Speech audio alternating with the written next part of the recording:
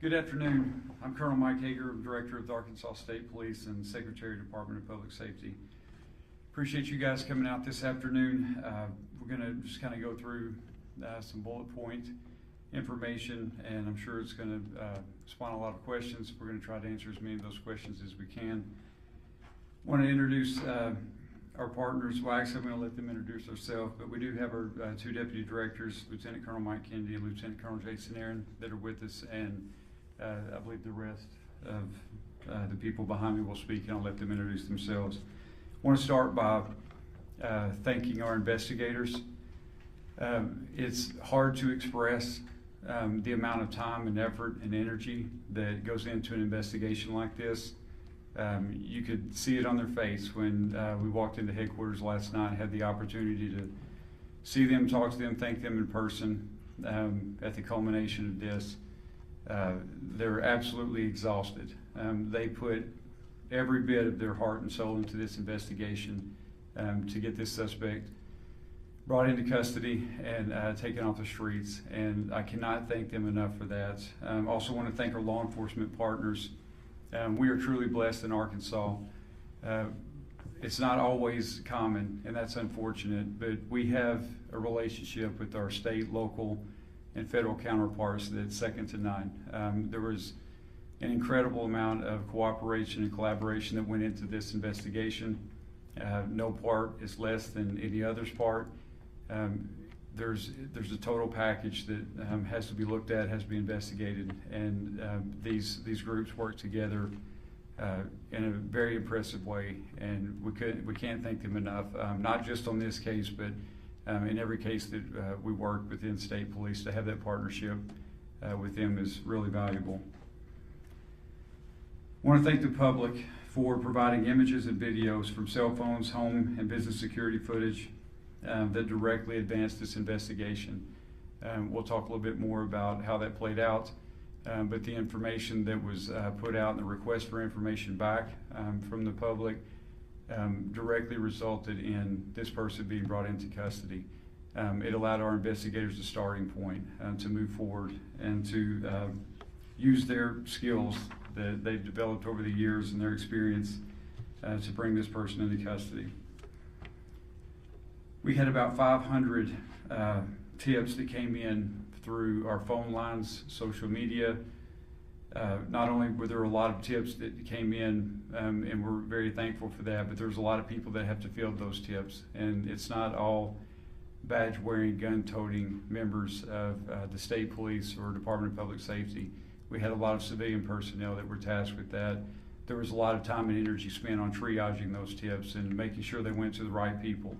And so we owe a great gratitude for that support staff that helped with this as well. Although everyone is innocent until proven guilty, we did confirm this morning that our suspect's DNA has been a positive match to the DNA that we suspected to belong to our suspect at the scene. During an interview with investigators, the suspect indicated that he did commit these murders. We executed a search warrant at his residence. There were articles found there that are consistent with being involved in this particular crime, and I will let Major Rhodes speak more of that, or more to those details. We do believe he acted alone. We have absolutely no reason to believe that there's anyone else involved, and we do not anticipate any future arrest or any other arrest beyond this suspect.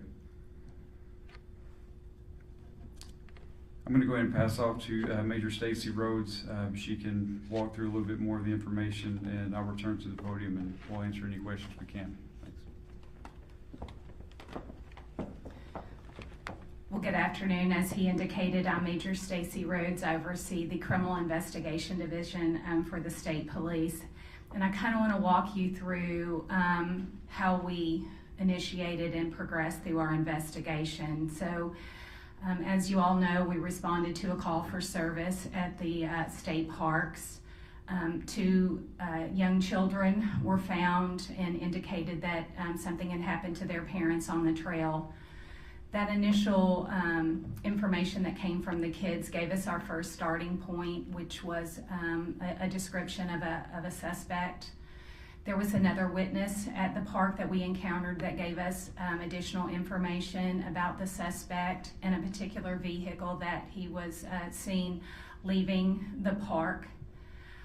With that, we took the information, completed and let me kind of, we'll start there. So from there, we had a pretty good description of our suspect. We did our initial release. Other witnesses came forward that were on the trail during the time that the murders occurred that did not see the murders, but brought forth video footage, photographs that they had taken on their day trip to the park.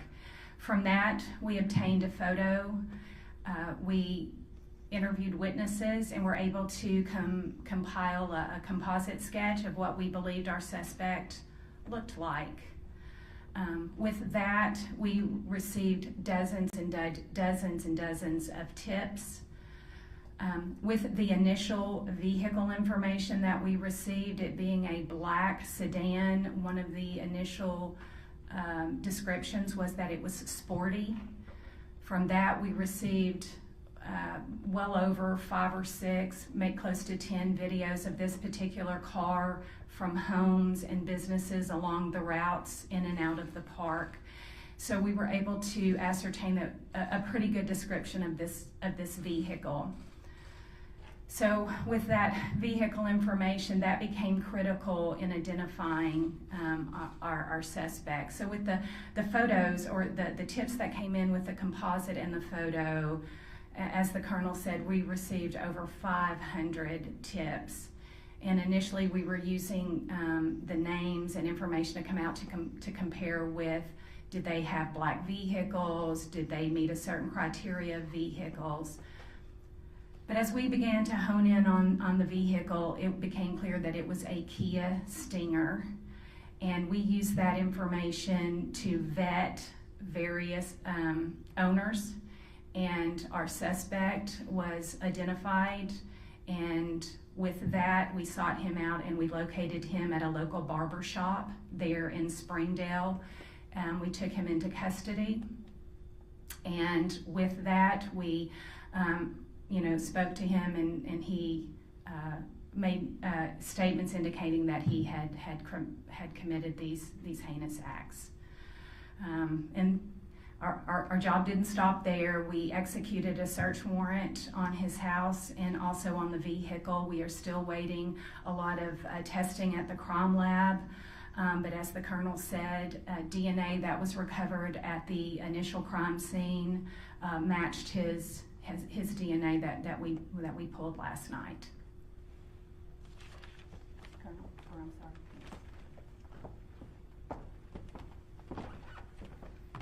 Good afternoon. My name is Brandon Carter. I'm the prosecuting attorney for Washington County, Arkansas.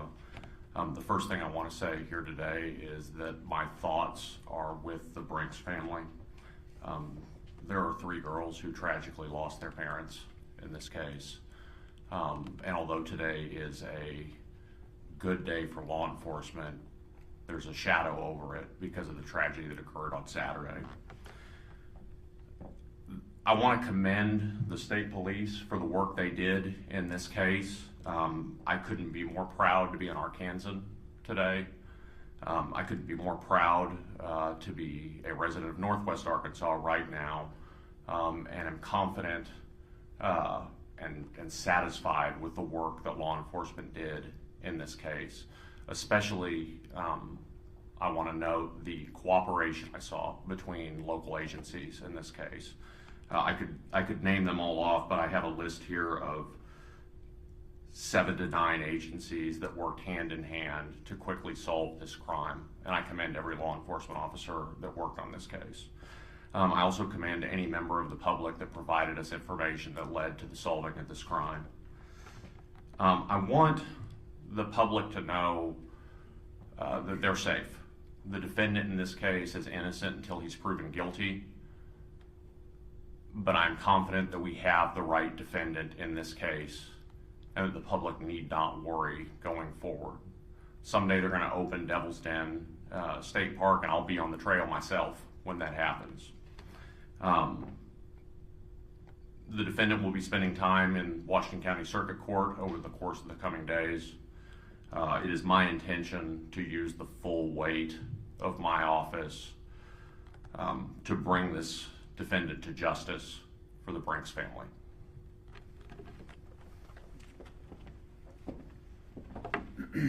Before we open for questions, just want to touch real briefly on something that gets lost in this sometimes, and that's the family story. We've spoken to the family quite a few times over the last several days, and what we heard consistently is what a loving mother and father they were, loving husband and wife that they were towards each other. They absolutely protected those girls to their fullest extent, to the point that it cost them their lives. We're in awe of this mom and dad. We're also in awe of these girls. The information that they were able to provide to start us down this path, to be able to make this arrest, it all started with those two little girls. It's incredible. We also don't want to forget that there was a third sister.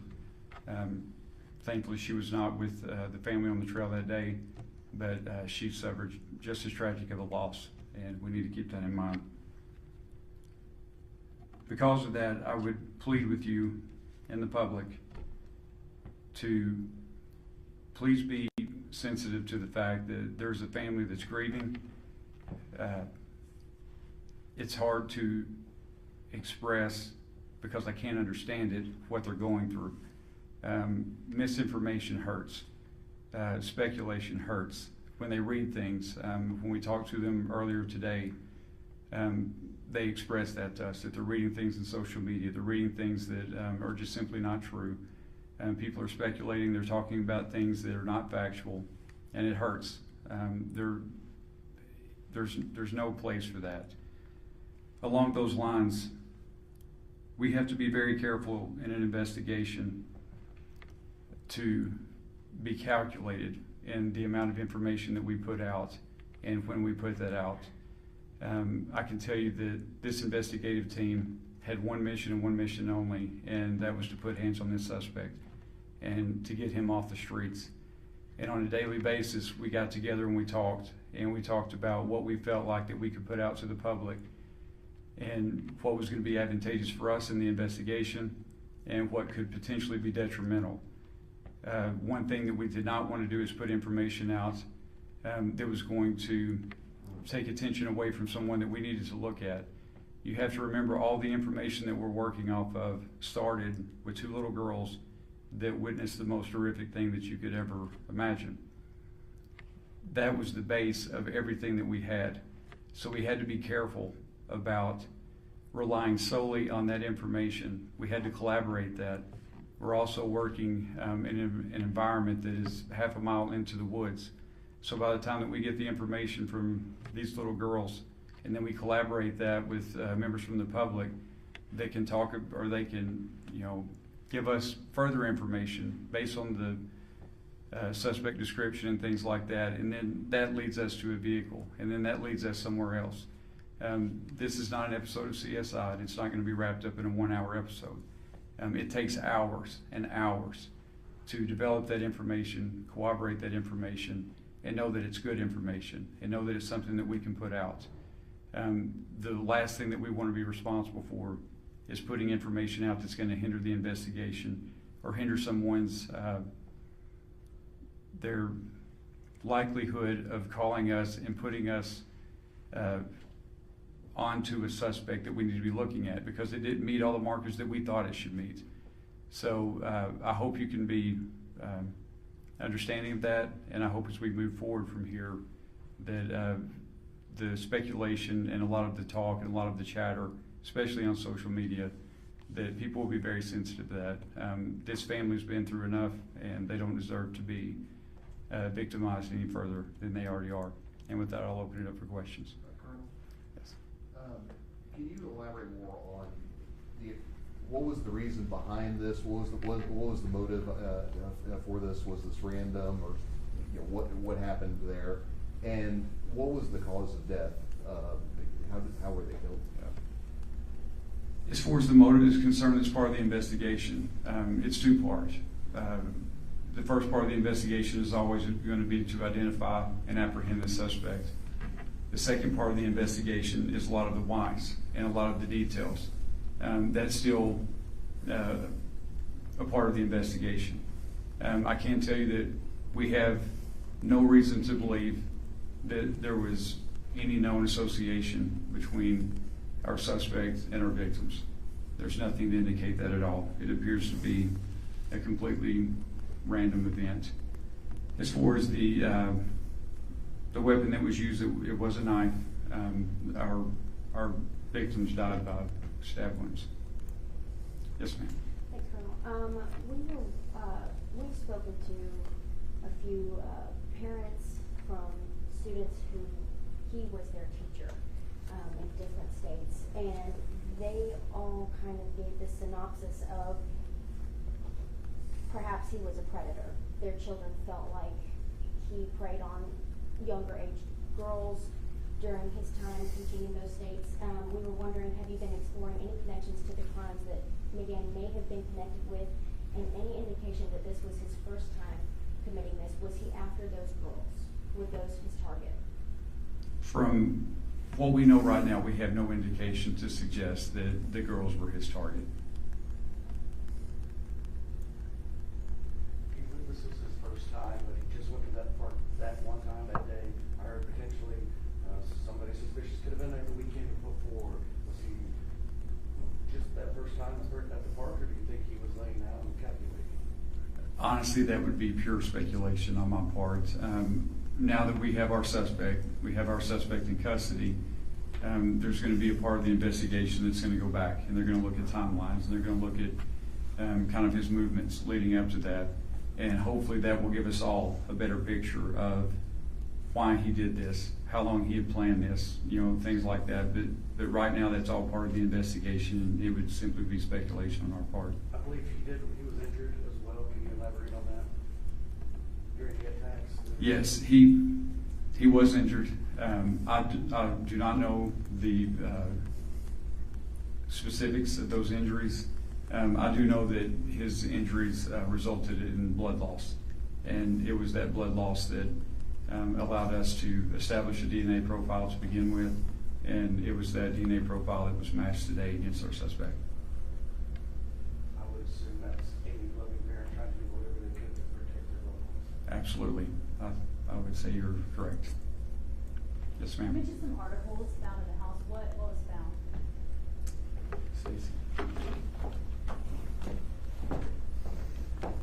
So if you'll remember the photo that was of the back of our suspect, we did find items that were consistent with what was seen in that photograph. Was the weapon there? Well, we don't know that it's the weapon, but we did collect some knives from the residence. We won't know until we test it, obviously. The arrest itself, did he resist? Was he easygoing? What did that look like? No, he was completely cooperative.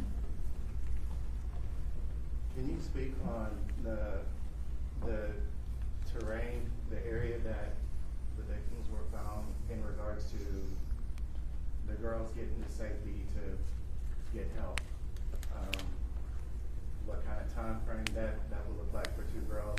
Was it a rough terrain? Was it something that another person found them within an hour? Or can you speak on that? So I don't know that we can speak on to the time frame, but the terrain was what you would see in a typical park. I don't know that it was particularly rugged, but it had some inclines. It was fairly maintained, but it was, our estimation was about a half a mile into the park. So you can imagine how long that would take to get out. One more question. We had heard reports. Can you confirm that the father was stabbed first, the mother took the kids back into the car for safety, went back to help her husband, and then she died too? So the information that we have is that the husband was attacked first. The mother did not return all the way to the car with the kids. We believe that the mother took them to safety and then returned to help her husband. And I know you all said that the suspect, I believe, indicated that he had committed these acts. Any more specifics on what he may have said since his arrest? We're not going to comment on that at this point. It wouldn't be fair to the continuing investigation. And then I assume this would be for maybe more the prosecuting attorney, but do you know yet if you'll pursue the death penalty in this case or what kind of consequences you might seek? This case certainly has the aggravators that exist where a jury should get to decide what the punishment for this defendant is. It is my intention to pose that to a jury. So the state will not be waiving the death penalty in this case. The family member said that they want you to seek the death penalty? I'm not going to comment on that. Did he indicate he plans to plead guilty to this? Defendant's innocent until proven guilty at arraignment. I anticipate he will plead not guilty, as is custom. I don't know that there's a defense attorney in the United States of America that would allow a defendant to appear at their first appearance and plead guilty. So it is much, much too early to visit about that. Has he indicated he's going to seek a public defender as a private attorney or anything like that? I'm not aware that a private attorney has been retained yet. If he can't afford a private attorney, I anticipate our local public defender's office will be appointed. I know that y'all spoke that Devil's Den will be closed for the time being, but what about other state parks and the concerns of family and tourists? Yeah, as far as the question of the state parks being open, I would ask that you send that to Secretary Shea Lewis and his team. I'm not sure, honestly. I don't know what the decision is on that at this point.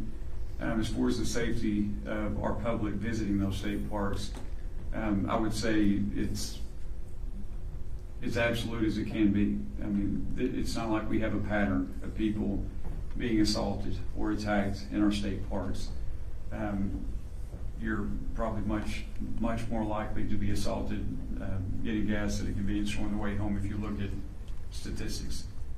So to echo the prosecutor's comments, I would not hesitate to go to a state park today.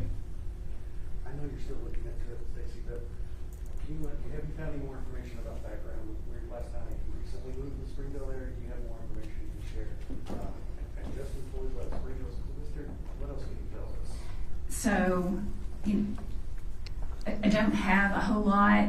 Some of that we will look into. I can just tell you that we found that he lived in Texas and also Oklahoma and had recently moved here and had taken employment as a teacher.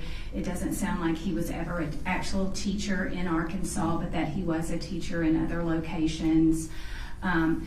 Right now we're completely focused on our case here, and we haven't explored any of that background investigation. I fully expect that other jurisdictions will probably reach out to us to see if they have if there are cases throughout the U.S. that may be connected to him. I fully expect that. But as of right now, he's the only suspect. He's not suspect in any other incidents here in our area. That's correct. Not that we've been made aware of. That's for sure. Recently, moved here a few weeks ago, a few months. I believe it's been a few months. Yes, sir. Major, can you clarify? You say he made statements indicating that he had killed them. Did he flat out confess, or what exactly did he say? So I was not actually in the room when he was confessing, so I'm not going to speak to, I certainly don't want to get that wrong, but just know that he did indicate that he had committed the murders.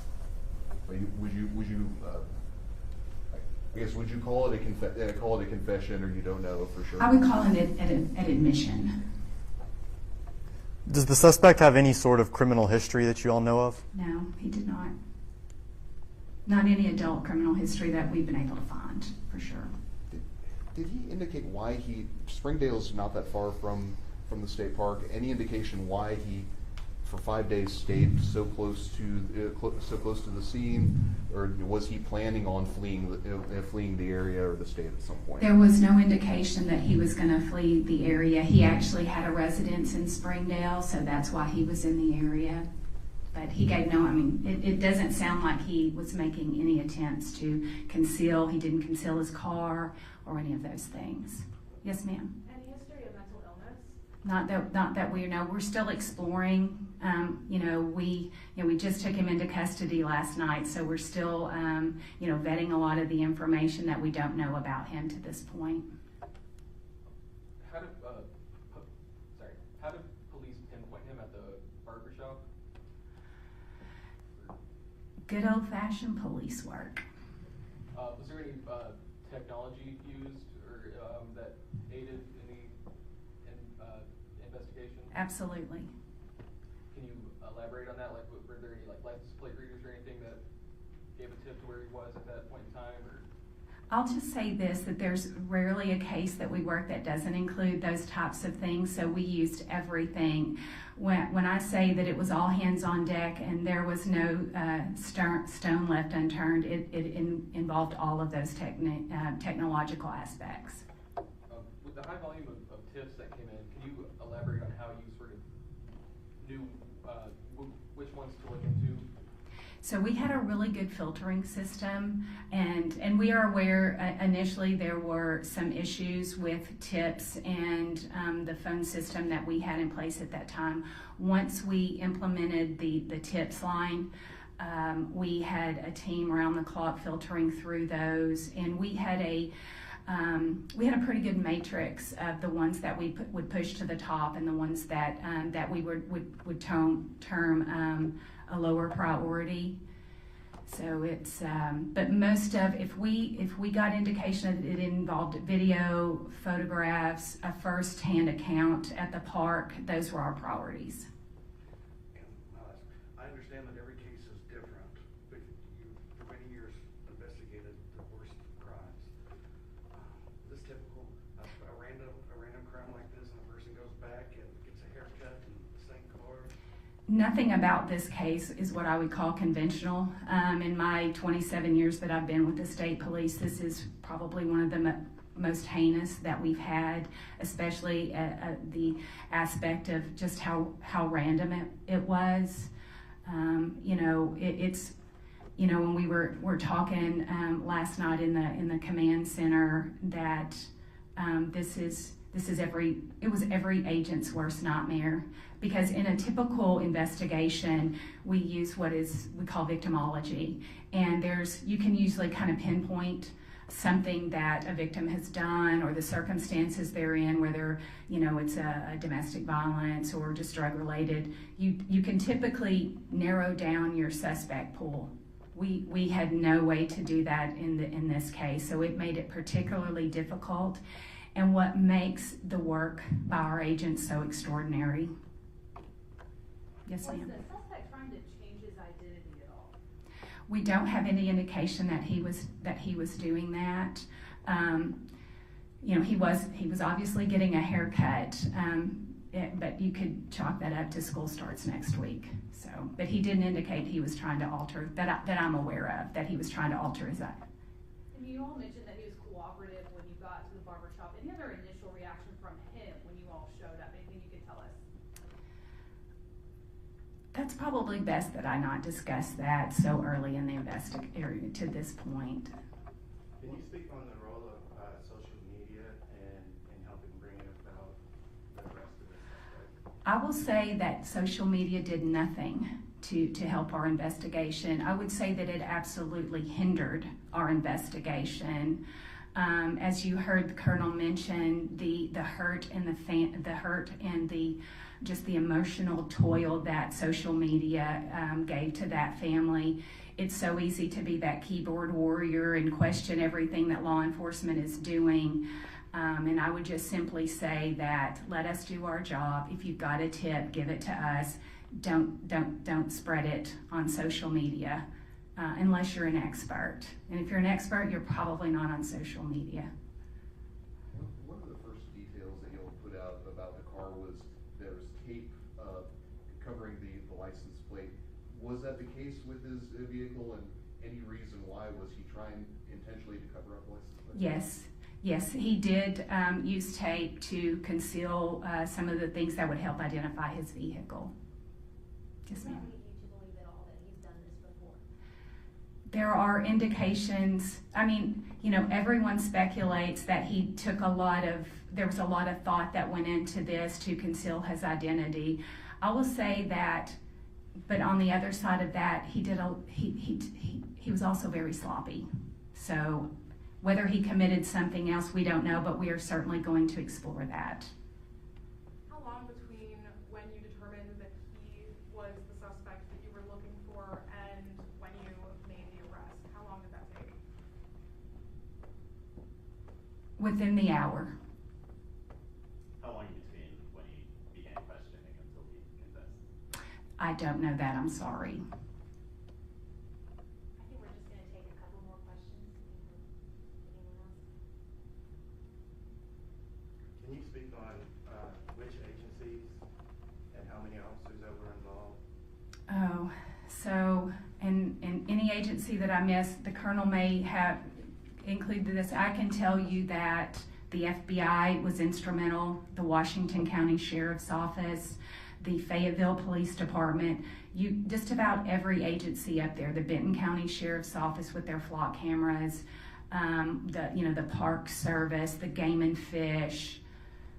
Who am I leaving out? Springdale, absolutely instrumental. They had a detective embedded with us from the very beginning, and anybody else? And just dozens of detectives that were all hands on deck, working round the clock to make sure that we made an arrest. The community deserved that, and that's what we gave them. And moving forward, the different agencies in supporting these kids, I mean, loss of both of their parents, if there's anything that you want to touch on with that. I'm sorry, I don't understand the question. I said moving forward and supporting the kids after the loss of their parents, like if there's anything that you want to say on that with the different agencies that were involved. Colonel, you probably better answer that question. I'm not sure if I understood the question exactly, but I can tell you that Governor Sanders has been in contact with the family multiple times. She's expressed the absolute heartbreak of the state, the support and the prayers that that family will receive, not only from her and her family, but from the state of Arkansas. In addition to that, she's made available any resource that family needs during this recovery process from state agencies, whether that be law enforcement or other type of support agencies. I can also tell you from someone myself that has spoken with the family multiple times, they're an incredibly strong family, and they have a very, very strong family support in place. I have no doubt that those three girls are going to be well taken care of, and they're going to get everything they need from that family. And they also know that if they have a need that we can assist with, we being the state of Arkansas, any type of state public entity, then we will absolutely do that. Lastly, I know while the investigation is ongoing, you're conducting an internal review. We'll see could things be done better when it comes to call transfers and information being released. Am I correct? Can you talk to me about that? Yes, we will always, after any significant incident, we'll debrief it, and we'll look at what we did right, what we did wrong, what we could do better. I can tell you from our vantage point right now, it's hard for me to be critical of anything that our investigators did. They have, you know this, I know these guys, I know our capabilities, but you forget, honestly, until you see it play out. You see the level of expertise and skill. Cannot say enough about our investigators, and not only the skill set that they use to bring this suspect to justice, but just they put everything into it, their heart and soul. I mean, it was an impressive thing to watch, and so of what we could do better. I'm sure there'll be things, y'all have heard me say it before, our agency is comprised of human beings, and we're always gonna make mistakes, and there's gonna be things that we can fine tune, but from my vantage point right now, I have nothing but gratitude and respect for our investigators and the way this was handled. Carl, one more question. Can you confirm when you spoke to him after the arrest that this was not, he didn't know them, he didn't know the family at all, this was just a pure accidental coincidence that he targeted them? I can confirm that, and again, as Major Rhodes said, I was not present for the interview, and I've not listened to the interview yet. But I can confirm that we have absolutely no indication, no reason whatsoever to believe that there was any connection at all between our suspect and our victims. I've got one more. Can you elaborate on the role that the FBI and federal law enforcement held in the investigation? Yeah, so the first thing I can tell you is how blessed we are with their partnership. The prosecutor and the major both mentioned all the agencies that were involved. What's always nice about that is they don't wait on us to call them. As soon as this was known, as soon as it was made public, honestly, I don't know how they found out as quick as they did. My phone started ringing off the wall from our special agent in charge of FBI in Little Rock, from the sheriffs in the northwest part of Arkansas, the police chiefs in that area, HSI, you name it, just about every agency that you can think of immediately reached out to us for any support that we needed. I cannot specifically tell you what roles they played, but I can tell you that they played significant roles. There was, as the major alluded to, there's part of the investigation that is looking at this from the standpoint that it's completely random. There's another part of the investigation that has to close the loophole of is there a connection at all between our suspect and our victims. And unfortunately in this case, our victims had recently moved here. Their origins are from California. They, I believe, lived in North Dakota most recently. So there's a lot of geographical space and a lot of people that had to be talked to. And we leaned heavily on not only our state and local partners, but other state and local, and absolutely our federal partners. I'm just curious about the communication challenges out there. I know you can't get cell service when we go out there. Right. I mean, how much did that affect the response, and how did that affect the investigation? Yes. The answer to that question is yes. It was very challenging. The fact that we did not have cell service and our investigators didn't have cell service, that other campers on the trail didn't. So, again, it kind of goes back to the type of information that was coming in, the amount of information that was coming in, and the time lapse of the information that was coming in. It all factored in. To say this is an unusual crime scene, unusual crime in just about every aspect, it was extremely challenging, and all of those things came into play, from lack of cell service to the terrain itself. I think one more, and then we're gonna wrap up. Yes, ma'am. Are the kids enrolled anywhere near the school that he was going to teach at? I don't know the answer to that. I know the kids are with the family right now, but I don't know the answer to that. Okay, thank you very much.